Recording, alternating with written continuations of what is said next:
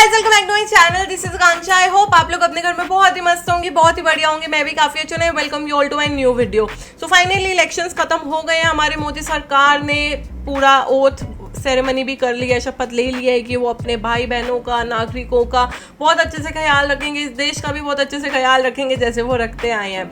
But in सारी चीज़ों में ना एक जो सबसे गलत चीज़ हुई है वो हुआ है कि जो 400 पार का ओवर कॉन्फिडेंस था ना बीजेपी को, वो बहुत डाउन हो गया। और क्योंकि लोगों के अंदर भी आ गया, हर कोई 400 पार का नारा लगा रहे थे, लेकिन ये 400 पार क्यों नहीं हो पाया यार।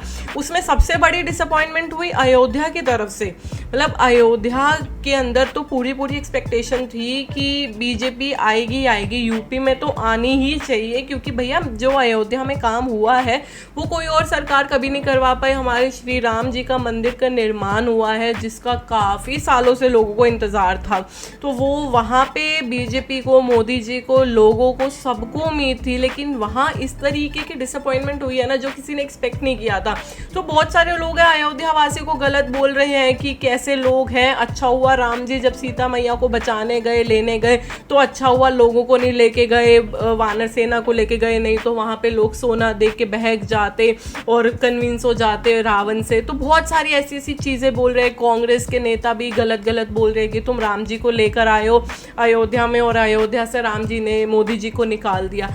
बट इसमें मतलब अयोध्या वासियों की तो कोई गलती नहीं है। हम इसमें एकदम डीप डाइव करेंगे कि हुआ क्या था, क्या सारे रीजंस थे जिसकी वजह से अयोध्या में बीजेपी की सरकार नहीं आ पाई, यूपी में नहीं जीत पाए। यूपी में जो है वो उनकी पार्टी जीत गई है, समाजवादी पार्टी जीती है, बीजेपी क्यों नहीं जीती। तो बहुत सारी रीजंस है जिसमें अयोध्या वासियों की कोई गलती नहीं है यार। उन लोगों ने तो अपना पूरा योगदान दिया, बट क्या ऐसी कमी रह गई थी बीजेपी की तरफ से जिसकी वजह से वहां पे बीजेपी की सरकार नहीं बन पाई। तो अपनी वीडियो शुरू करते हैं आज की। अगर आपको वीडियो पसंद आए तो यार वीडियो को लाइक कर दीजिएगा और चैनल पे नए हो तो चैनल को सब्सक्राइब कर दीजिएगा। चलिए शुरू करते हैं अपनी वीडियो।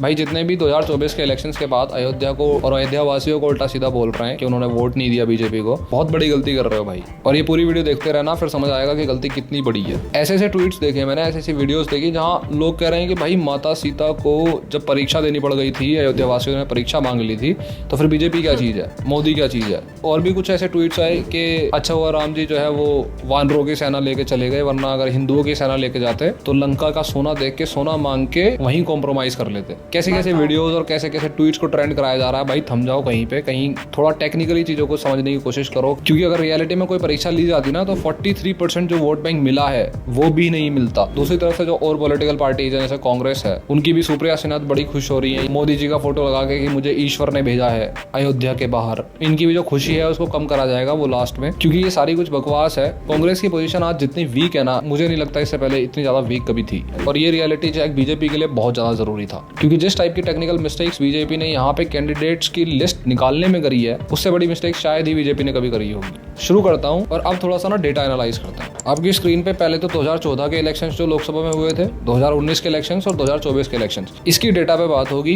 पहले तो ये समझ लो सिंपल सी भाषा में कि भाई अयोध्या लोकसभा सीट नहीं है, फैजाबाद लोकसभा सीट है, जिसमें कई सारी और टाउन आते हैं।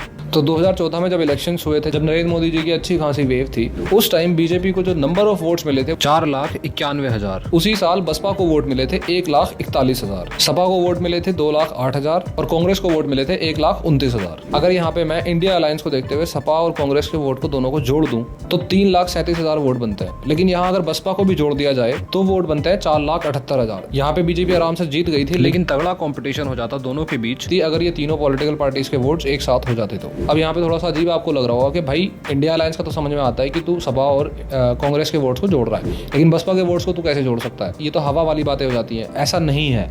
ये वीडियो जब आप देखोगे तो आपको अच्छे से समझ में आएगा मैं ऐसा क्यों कह रहा हूँ। बस 10-15 सेकंड का टाइम और चाहिए मेरे को 2019 के डेटा को दिखाने के लिए। 2019 के इलेक्शंस आए और ये टाइम वो था जब पाकिस्तान के साथ हमारी प्रॉब्लम क्रिएट हुई थी, सर्जिकल स्ट्राइक करी गई थी और पूरा जो इमोशन था वो एक नेशनलिस्टिक इमोशन क्रिएट हो गया था बीजेपी की तरफ। उस टाइम बीजेपी को वोट मिले थे 5,29,000। बसपा और सपा दोनों पॉलिटिकल पार्टीज इस टाइम महागठबंधन का हिस्सा थी और दोनों साथ में लड़ रही थी। और टोटल वोट्स बसपा और सपा के गठबंधन को मिले थे 4,63,000। मतलब एक अच्छा खासा कॉम्पिटिशन देखने को मिला और अप्रोक्सीमेटली 50-60 हजार वोटों से ही सिर्फ बीजेपी जीती थी। और इसमें इंडियन नेशनल कांग्रेस तो अलग ही रह गई बिल्कुल। अब ये सिनेरियो देखते हुए बीजेपी को ऑलमोस्ट यहाँ समझ लेना चाहिए था कि वोट बैंक किस तरीके से डिवाइड हो रहा है और क्या इक्वेशन बन रही है। लेकिन आप चौंक जाओगे ये जान के कि इन सारी चीज़ों से सीखना तो छोड़ो, सीख के जो करना था उसका टोटली उल्टा किया बीजेपी ने। सीखना ये था कि फैजाबाद में मुस्लिम वोट बैंक का परसेंटेज है अप्रोक्सीमेटली 15% के आसपास, लेकिन दलित कम्युनिटी का वोट बैंक है 26%, दोनों मिला के बनते हैं 41%। और ऐसी सिचुएशन में इंडिया अलायंस बड़े ही दिमाग से खेल गई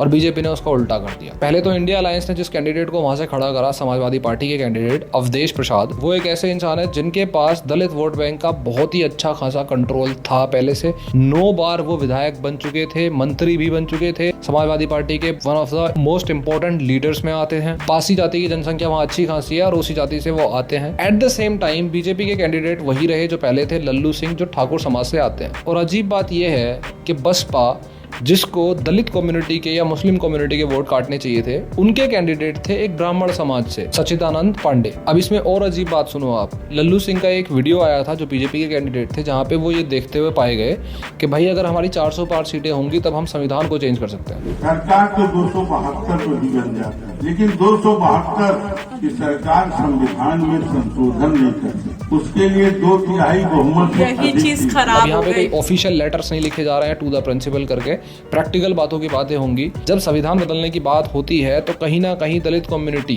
क्योंकि आप मेट्रोपॉलिटन सिटी में रह के उसका कोई भी मीनिंग निकाल लो, ग्राउंड लेवल पे उसका जो मीनिंग काफी बार निकाला गया है वो ये निकाला गया है कि संविधान का मतलब है रिजर्वेशन को हटाना। अब ऐसे में जब इंडिया अलायंस एक दलित कम्युनिटी के कैंडिडेट को खड़ा करेगा और बसपा ब्राह्मण समाज के कैंडिडेट को खड़ा करेगी और बीजेपी ठाकुर समाज के कैंडिडेट को खड़ा करेगी, तो आपकी जो ये एक्सपेक्टेशन है, प्रैक्टिकली सोचना पड़ता है चीजों में, ऐसी पॉलिटिक्स में, तो आपकी जो एक्सपेक्टेशंस हैं कि 15% और 26% दलित वोट बैंक, 15% मुस्लिम वोट बैंक, इन दोनों को मिलाकर 41% बनता है।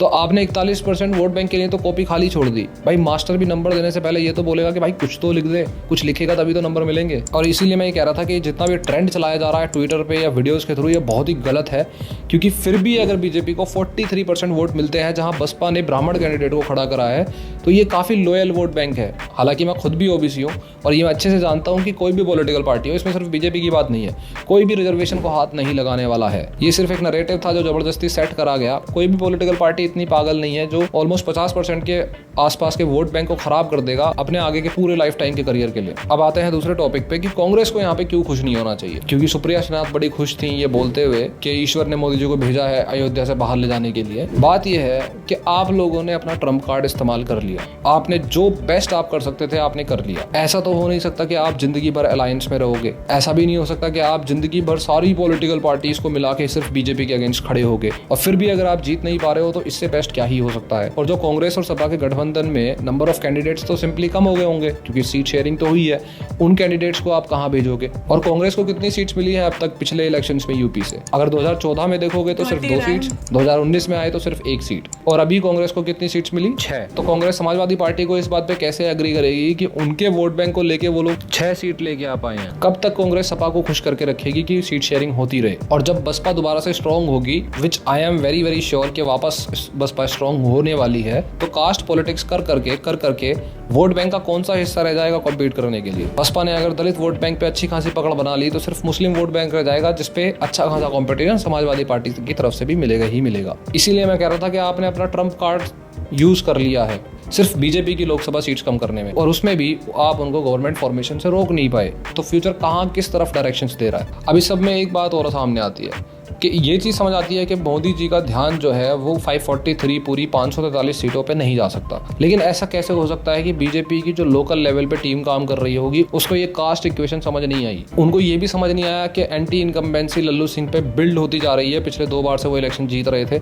अंदर के लोग क्या चाहते हैं, उनकी क्या विश है, ये समझ आता है कि मोदी जी को सारी कॉन्स्टिट्यूएंसीज के बारे में नहीं इन्फॉर्मेशन होगी। भाई इंटरनेशनल इशूज़ भी डील करने पड़ते हैं, हर स्टेट में जाकर रैलीज करनी पड़ती हैं, लेकिन योगी जी और उनकी टीम को ये चीज़ पता नहीं चली। खैर जो भी हुआ जैसा भी हुआ हो गया, लेकिन प्लीज़ भाई रिक्वेस्ट है, अयोध्या से जो 43% वोट बैंक मिला है ना उसकी इज्जत करो, उसे उल्टा सीधा मत बोलो। ये तो यार वही बात हो गई कि हमें ना ही मुस्लिम्स से डरने की ज़रूरत है, ना ही ब्रिटिशर से, ना ही किसी और कास्ट कम्युनिटी से। हमें तो अपने हिंदुओं से ही डरने की ज़रूरत है, क्योंकि हिंदू ही एक दूसरे के खिलाफ इतना कुछ बोल रहे हैं। मतलब ऐसी ऐसी बातें भी बोल रहे हैं कि अयोध्या के लोग खुश भी नहीं थे, वहाँ पे टेम्पल बना, वहाँ पे क्यों मंदिर बनाया गया, बहुत ज़्यादा एक्सप्लोटेशन हुआ है, बहुत सारा तोड़फोड़ हुआ है, लोगों के घर टूटे। नो डाउट टूटे होंगे, बहुत कुछ ऐसा हुआ होगा जो नहीं होना चाहिए था, लेकिन वो कुछ ही % परसेंट ऑफ पॉपुलेशन होगी जो उसके अराउंड रहती होगी, लेकिन बहुत बड़ा है यूपी। अगर पूरे यूपी में बीजेपी की सरकार नहीं जीत पा रही है, वहाँ पे अयोध्या में,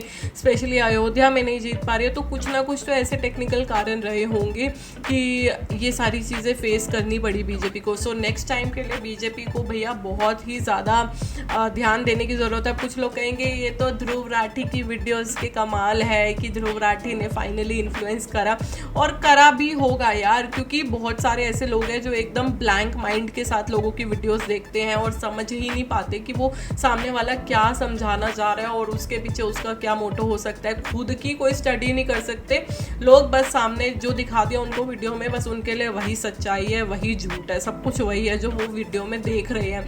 तो वो चीज़ भी ठीक नहीं है। तो उसका ध्रुव राठी का लोगों को इन्फ्लुएंस करना, ब्रेन वॉश करना भी कहीं ना कहीं काम में आया है। बीजेपी को जो इतने कम वोट्स मिले, बीजेपी की जो एक्सपेक्टेशन थी वो वैसे मीट नहीं हो पाई जितना उन्होंने स्टैंडर्ड सेट किया था।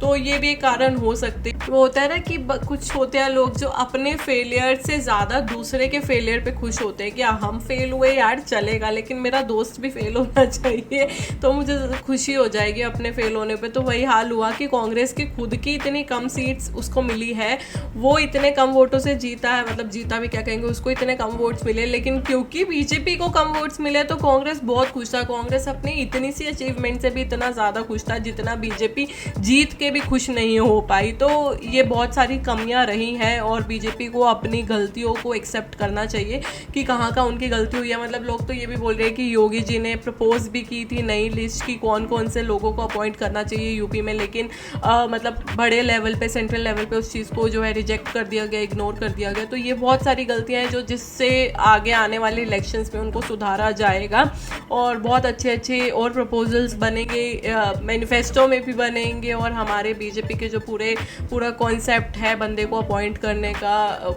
स्टेट में, तो वो सारी चीज़ें भी चेंज होंगी, प्रोवाइडेड कि वो हर चीज़ को अच्छे से देखेंगे, पूरी निगरानी रखेंगे कि कहाँ पे क्या चीज़ ज़रूरी है और ग्राउंड लेवल पे लोगों की क्या मांग है, वहाँ पे किस चीज़ की ज़्यादा पॉपुलेशन है। बाकी हम कौन होते हैं यार इतनी सलाह देने वाले। बस ये है कि हाँ, बहुत सारे लोग जो गलत बोल रहे हैं अयोध्या वासी को, तो भैया वो मत करो, क्योंकि वो लोग वहाँ पे एक्चुअली में खुश, अगर हम यहाँ बैठ के खुश हो सकते हैं वहाँ मंदिर बनने के लिए जिसमें हमने आज तक विजिट भी नहीं किया है, वो लोग कितने प्रिविलेज्ड हैं कि वो कभी भी जाके राम मंदिर विजिट कर सकते हैं। और उनके खुद के शहर में राम जी का मंदिर बन गया है जिसके लिए काफ़ी टाइम से स्ट्रगल चल रहा था।